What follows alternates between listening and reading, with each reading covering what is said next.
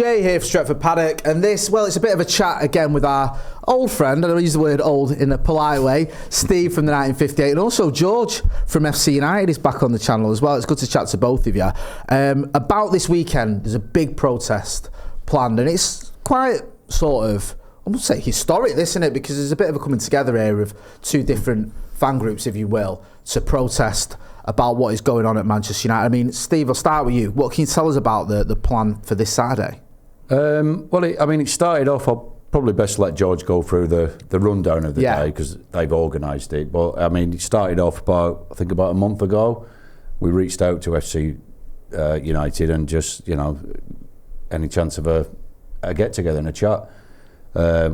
Lads were happy to do it. We sat round the table, half a dozen of us, for a couple of hours. Truth being known, it could have probably gone on for another couple of hours. I think a bit of a therapy session, but it was nice for us because it's one thing we don't seem to get a lot of in general is kind of recognition for what we're doing, and to hear from somebody who's been there, done that, and bought the T-shirt that you lads, you're doing a good job. A few things that they would do differently, and it's like that's a good idea. So having that extra ear, if you will, to have a listen, and it's we kind of left it at that we'd like to do something together, and then this United Day was on the horizon, so it was like, let's do it. Yes, because we've hosted United Days in the past at FC United, where we encourage all Manchester United fans to come down and sample what we're doing at FC United, because we're all still Manchester United fans, and we want as many Reds as possible to come down and sample it. And so the 1958 reached out to us, and in doing so, the first Manchester United supporters group of any kind to reach out to FC United. So we were really keen to meet them. And yeah, as Steve said, the meeting went fantastically well. We all had loads in common, and why wouldn't we? As I say, we're like-minded United fans. So we thought, why not incorporate this with United Day, something we've done sporadically over our history, where we tried to go for one a season where we do that. And it's the perfect opportunity, really. So we're going to get down. A lot of people are going to try and get down there as early as possible. About 1 o'clock, there'll be a protest outside Broadhurst Park, our home ground. And then there'll just be the usual pre-match festivities that we have at FC United. Our pre-match function called You Can Malcolm, which has bands and entertainment on before the game underneath the stand. The 1958 are going to, a couple of representatives from them are going to do a Q&A with our fans and just tell us more about what they're about, what they hope to achieve. And it'll be a really good coming together of United fans, and we're really excited for it. You say this is the first time that a sort of fan group has reached out to you guys. Do you think this is something that we should see more of, or we could see more of? I really hope so. It should have happened sooner in some way or another. We've been recently contacting Manchester United supporters branches all over the world, essentially, mainly in Britain and Ireland, just inviting people down to FC, because obviously most United games these days are on Sundays or late on the Saturday evening or what have you. So a lot of people come to Manchester, make a weekend of it, and if we're playing 3 p.m. on Saturday and United are at home on Sunday, it's a perfect opportunity for United fans who wouldn't normally do something, go to other football on a Saturday. They can come down to FC, and we've been seeing a lot more of that lately. And it's really heartwarming because, as I say, we've always been putting it out there that we're a club that exists for United fans that are either fed up with what's going on at Old Trafford, fed up with the direction of the modern game, or just fancy a day out, because it really does have that United feel to it. We play in red, white and black. We're a rejumbling of Manchester United Football Club being called FC United of Manchester. We sing a lot of the old United classics on the terraces, mixed in with our own songs, obviously. And I've never known any United fan come along and come away not having enjoyed themselves. What do you hope this could lead to, Steve? What's the overriding message here? What could this sort of work towards? It's strength and unity, isn't it? I mean, things feel like they've gone backwards since Ratcliffe's got involved, in my view. Yeah. Things aren't good, and it's this reaching out to other fan groups, you know, it's something we didn't do at first, but as we've evolved and grown, we've realised that you have to. You know, we can't do it on our own. Strength in numbers, the solidarity, the whole thing really. So, and I suppose from our point of view, if you're going to reach out to anybody, why not reach out to somebody who's been there and done it? So it was the logical step for us to make, and you know, I think all of us would agree, certainly from our side, so glad we did it. You know, because you sat around the table, you know, as you said, you sat around the table and it's like, you know, yeah, these lads feel just like we do, you know, and it's, and they've not, you know, it may have been to the odd game here and there, but in general, they've stayed away. Yeah. And it hurts, you know, and to actually hear that from someone is like, wow, you know. But the flip side is, it sounds like a really fantastic day, and at least if there's going to be any walking away, then we've got somewhere decent to go to, haven't we? So 100%. Joe, I mean, it's been, was it 20 years now? Yeah. So what have you made of the sort of last 20 years, and also, you know, where we're at the minute, where Manchester United are at the minute, with, as Steve pointed out there, with INEOS coming in, and still seems to be the same issues we've had since it's just 2005. Exactly, yeah. It's just one thing after another, isn't it? I mean, a few weeks ago, it seemed like something new was coming in the news every single day about the supposed restructuring that INEOS and Sir Jim Ratcliffe are doing. And it's made us realise, really, I mean, yeah, the catalyst for forming FC United was obviously the Glazer takeover, because we just knew as a collective that it would be disastrous. And, you know, we were cautiously optimistic when we heard about INEOS's involvement, because at least it would mean getting rid of the Glazers. But Sir Jim Ratcliffe, in many ways, has proved what he is. You know, he's a petrochemicals billionaire whose focus is money. You know, we can talk about him being a local lad as much as we like, but at the end of the day, he's put in a lot of money to United, and he, like any other businessman, he'll want to get that back. And the easiest way, like most billionaires, to make money is to exploit the people at the bottom. So we weren't too surprised by you know, the price rise announcements and the redundancies and things like that. But it still hurts, because Manchester United gets further and further away from you. Over the 20 years that we've since we formed FC United, you know, there still doesn't seem to be any real connection between the fans and the club at Old Trafford. We've spoken a few times about this. Where do you think, well, what do you think the next step is with the 58, for example? Is it just to keep sort of pushing the club process? They thrive on this divide and conquer. Yeah. Where they love it. And, you know, everybody bickering. It's fine having opinions, and, you know, opinions differ. But when there's this constant, it feels to me that there has to be a war, and you have to pick a side. And do you know what? It's tiresome. It's just like, oh my God, you know what? You know, before it was like you're either Jim or you're Qatar. Yeah. There's always something, and I think it's never been done before. I mean, it amazed me when you lads said that we're the first people in 20 years that's even got in touch with them. It's like, wow, it shocked me. You know, for lads that have been through, and if nothing else, for the experience they've had of having already done it. Yeah. You know, far more than you know what we're 3 years old. You know, yes, we've got the following, and we've with the track record of protesting, but I think sometimes there comes a time when it's two minds are better than one, and it's, you know, just being able to bat ideas around, and, you know, maybe do something different. Who knows? But the stronger, the more groups come together, the more the club will listen. That's just they have to, But it's getting everybody else to feel the same. You know, there's a lot of groups love the theory of a protest. Yeah.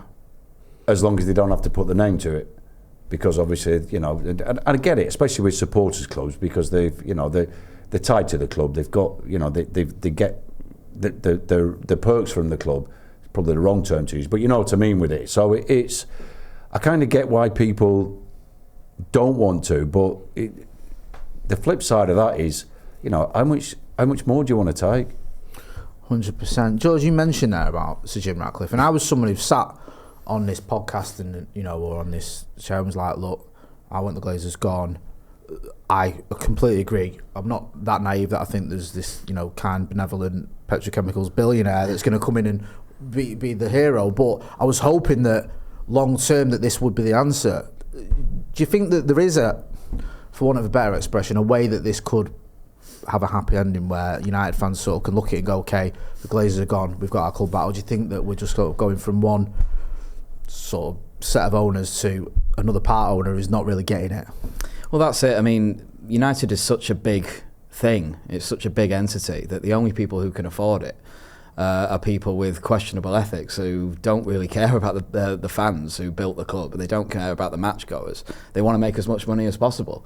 And it seems, I've said it before in a few think pieces I've done on other podcasts I've been on. I feel like Manchester United seems doomed to be the plaything of billionaires for the rest of time, and it's it's not something that I want to happen. Absolutely not.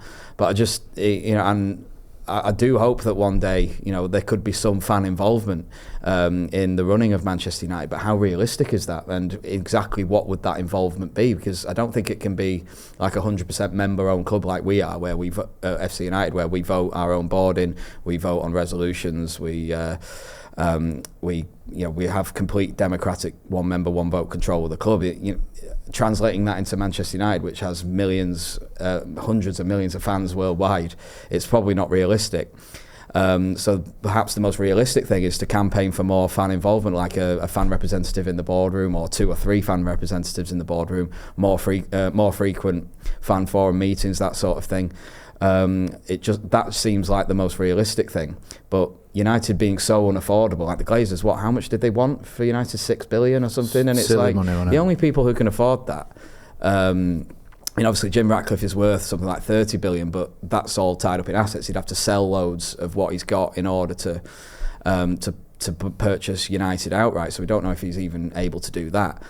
And it seems like the only other people who could afford United are tech companies or nation states. And again, that has its own ethical issues. We see it with City, we see it with Newcastle. Do we really want Manchester United to be another one of those? I certainly don't. No, it was such a horrible... It felt like you saying there, Steve, and you've mentioned it yourself as well, George, like we were given this choice. It was on like a binary choice when it was like, it was sort of Sheikh Jassim or it was Sir Jim Ratcliffe. Those seemed to be the 2 options that we were given, and neither of them were ideal. I mean, personally, I'll be honest with you, I was like, out of the 2, I preferred the Sir Jim Ratcliffe bid if that was on the table, which obviously it was. I'd rather that than being state-owned. That was the issue I had, even though it wasn't, I'm not saying it was ideal. It wasn't an ideal scenario.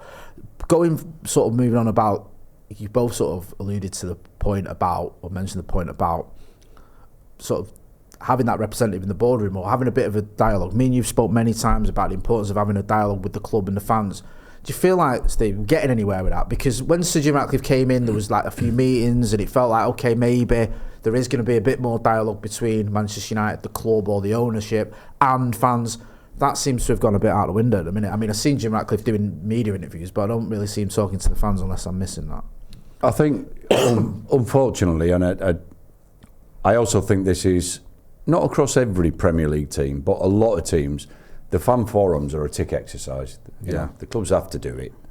And, I know there was one, was it last week or quite recently, and it was a half an hour meeting, and everybody on that meeting was just told what's happening. So there is no... There's not dialogue, is it? No, That's just, no, it's not dialogue. That's basically one way.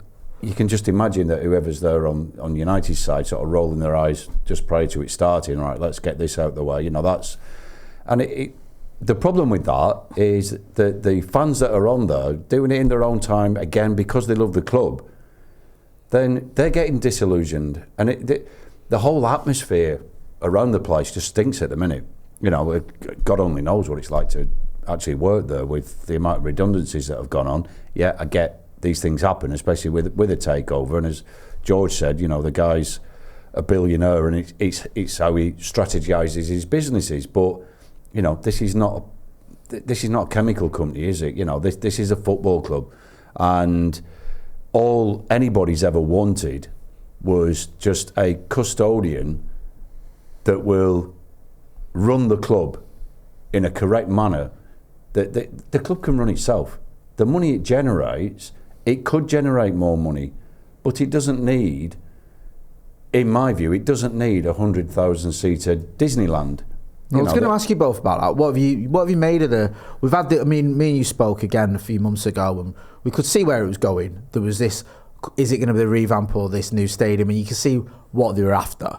We've obviously had there was a vote or whatever. I don't know, sort of scientific and how much attention they paid to it. Even though what we were told was the majority preferred a new stadium. But what have you made of the fact that there's this plans now for this what's being named? I don't think it's an official name, New Trafford, and it's going to be a 100,000-seat stadium, and it's going to bring $7 billion to the region in the economy and all the rest of it. George, start with what have you made of that? What's your thoughts on it?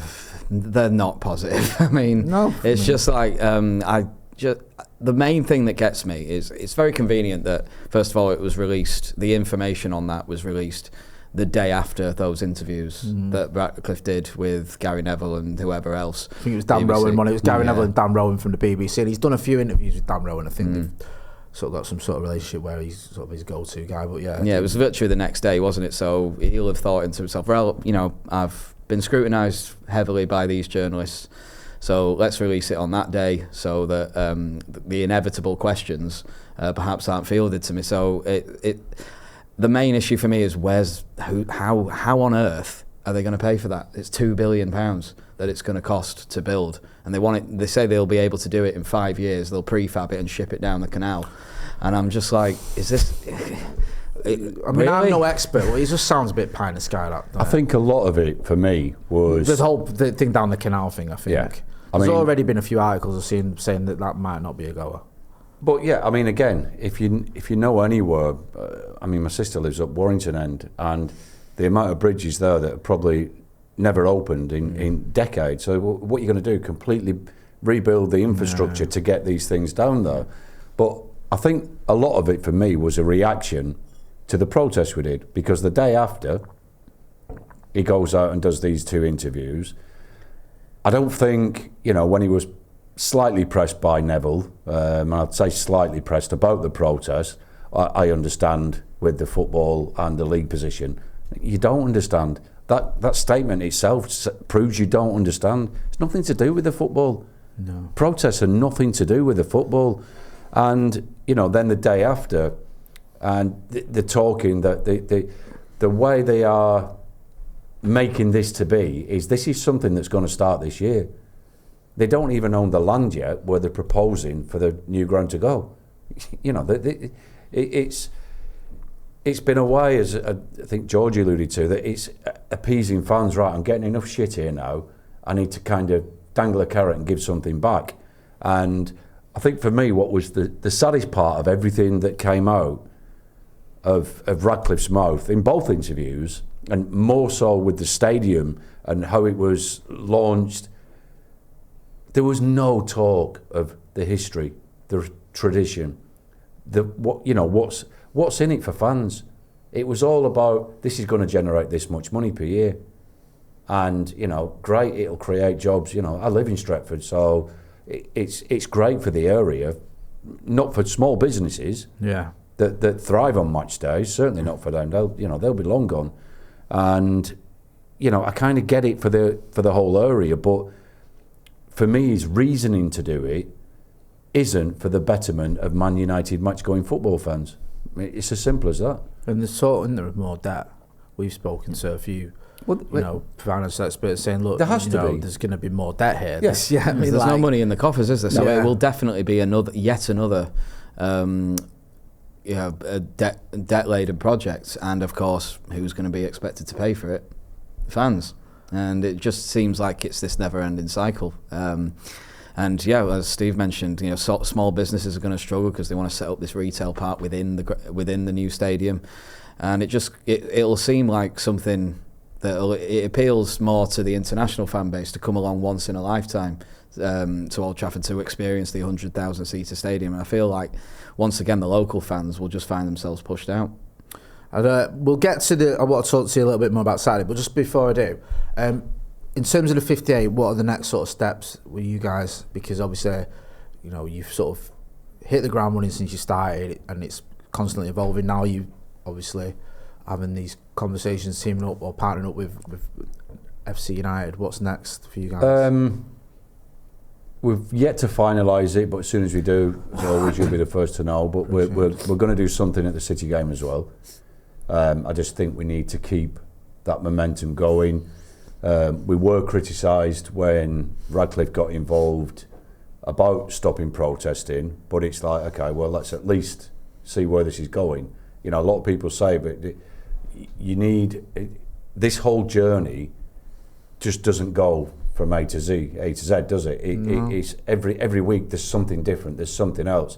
So you can't really plan too far ahead with protests, because you could, you know, put all your eggs in one basket, like, right, let's do hypothetically ticket prices, and then you spend 2 months organising that protest, and then Jim turns around and said, you know what, we're freezing ticket prices. Like, okay. So you know, you kind of need to sort of go with what's being thrown at you, and we think we're there with the City game, but we're going to do a protest there, and just keep the pressure on. And you know,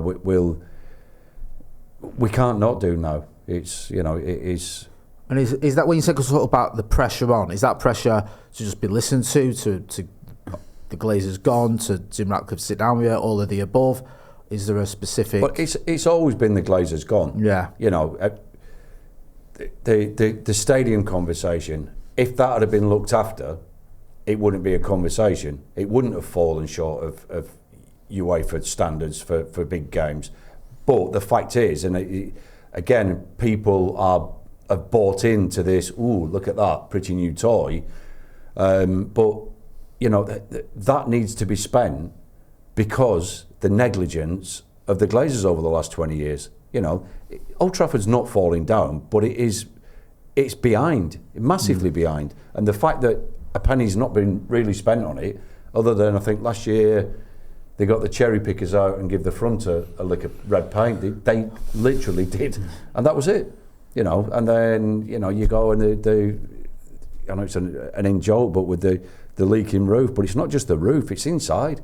The place is an absolute, it's a danger. You know, when we get that bad weather, that rain, which you do from time to time in Manchester, but you know, the place is flooding inside, so it's quite dangerous. And I think we want the Glazers gone. Yeah. We want the Glazers gone and the debt gone, and how that looks. And I think at the minute it seems potentially as far away as it's ever been. We did have that glimmer of hope, everybody did. Yeah.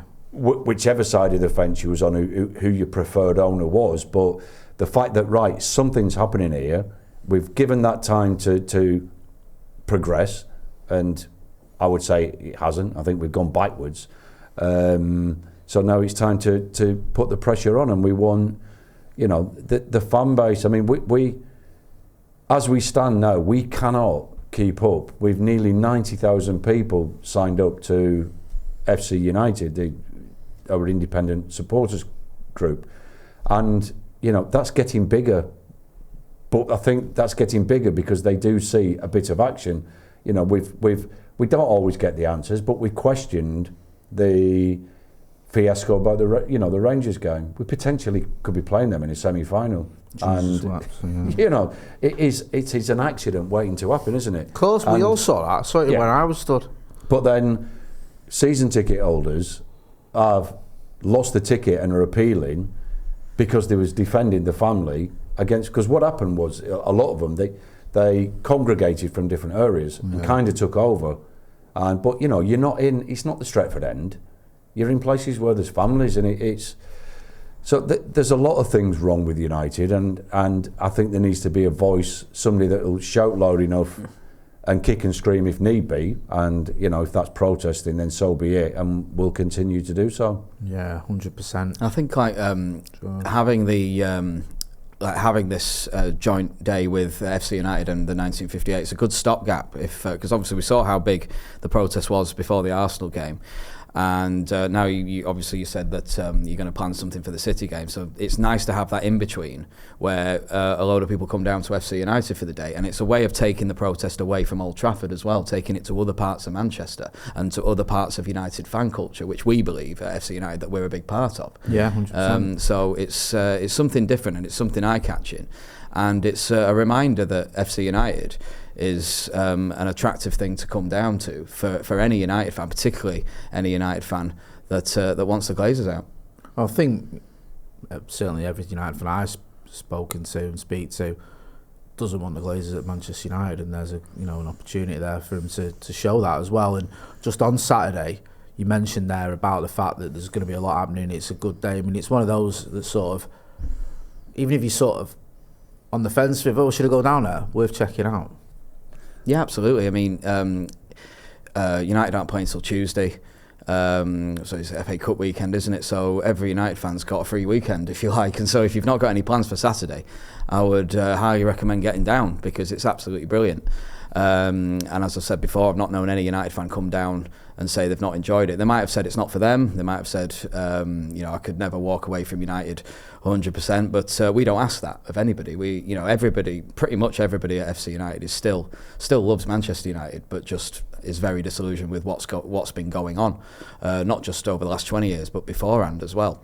But it's a great opportunity to just have a great day out, and a lot of people, the plan is for a lot of people to get there about 1 o'clock to do this kind of protest outside Broaders Park with flags and displays and things like that. A few people who will be coming along, from the 58 and from elsewhere, have said, well, 1 o'clock might be a bit early. But at FC United, we have loads of bars in the ground. And lots of people get there nice and early, because there's no need to stay in the pub until 2:45. Well, you tell people that's a big help. Yeah, exactly. Yeah. There's 3 bars. You'll have won over a lot of people with that one straight away. There's a bar there. If you see a queue at 1, go somewhere else. If you see a queue at 1, then you can just go up to the main stand bar or the SMRE bar or the ale bar. And for a lot of FC fans, the culture is to get there nice and early, and all the money goes back to the club, the money that changes hands. Over the bar or whatever, if you're buying merchandise or just paying in or whatever, it all goes back into the running of the club, and so that's the beauty of it. We do, we've got this pre-match function, and the 1958 are taking part in it this Saturday, but that's every Saturday at FC. We have that pre-match entertainment before every game, before every Saturday home game at least, and it's just. There aren't that many, sadly in some ways, there aren't that many other pubs around Broaders Park. There's 1 or 2, but they're not really in, they're a good 15 minutes walk. Yeah. So that's the thing, a lot of FC fans come down and get to the ground nice and early, because the bars are in the ground. There's plenty of, and even if you're not a part of the drinking culture of non-league football, there's plenty of places to sit, there's plenty of places to hang out, and just chill out before the game. And so get down if you're in Manchester on Saturday. I guarantee you'll enjoy it. Yeah, Broaders Park. I think it's 1 o'clock, Jay. Go on. And I'm going to steal your thunder here. You can put the details. See, he's done it a few times, hasn't he? Eh? This isn't his first rodeo. There's the details, and there's a link and a map and all that in the description. Yeah. So listen, if you don't know, you'll know where FC United, I'm sure. But if you don't, we'll put a link in the description so you can go and check it out and get down there. 1 o'clock, like George and Steve said, there's loads going on there. Get your voices heard and have a good day as well. And I think it might just be worth pointing out that the cost is no different whether you pay on the door or online. Yeah. But I would advise people to pay online, because we were speaking earlier, and there has encouragingly been quite a spike in ticket sales for Saturday. Yeah. In comparison to what they normally sell online. So it's if you are coming, I would definitely look at getting your tickets online. There you go. And there'll be a link in the description. You don't even need me, you two.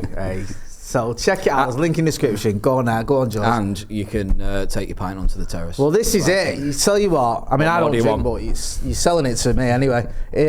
Lads, good chatting to you. I always say it's a shame that we're at this place where we have to have these protests and we have to have these discussions, but I'm glad we do. And it's good to see the 1958 working with FC United as well, because, you know, I know it's a bit of a cliche, but it's true, and it was stronger as groups when we do come together. And it's a shame that it hasn't happened before, but it has happened now, and I'm glad it has. And long may it continue until hopefully we get to a place where one day, who knows, maybe we'll be able to go to a United match and just be happy and not have to worry about the owners and the debt and all the rest of it. It seems like a pipe dream, but you never know. We're certainly going to keep protesting and fighting. So make sure you do get involved. Follow the 1958 on all the socials as well. You know where to find FC United. Make sure you check those guys out as well. That's been George. That's been Steve. I've been Jay. This has been a chat about this weekend. Make sure, if you can, get down there. And also don't forget, you might not be able to get down to Brothers Park. You might be living miles away and it's just not feasible. Share the message. Spread it on your socials. Let people know. You can always get involved. And thanks for watching.